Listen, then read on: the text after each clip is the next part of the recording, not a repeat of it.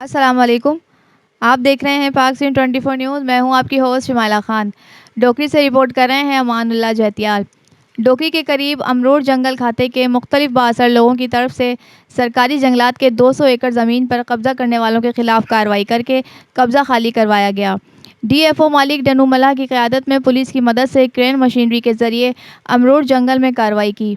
दूसरी जानिब district forest officer Larkana मालिक डनू मल्लाह ने पाक सीन 24 न्यूज़ से बात करते हुए कहा कि कब्जे के नीचे आने वाली सरकारी ज़मीन पर ट्रैक्टर चला के बासर लोगों से कब्जा ख़त्म करवा कर ज़मीन खाली करवाई गई है। कब्जे वाली ज़मीन पर गैर कानूनी ट्यूबवेल और उनके बोर मशीन तहवील में ले लिए गए हैं। तहसील डोकरी और तहसील बाकरानी में कब्जा माफिया लोगों की जानिब से मुख्तलिफ सरकारी ज़मीनों पर कब्जा किया गया है, जिनसे कब्जे ख़त्म करवाने के लिए मज़ीद कानूनी कार्रवाई की जाएगी।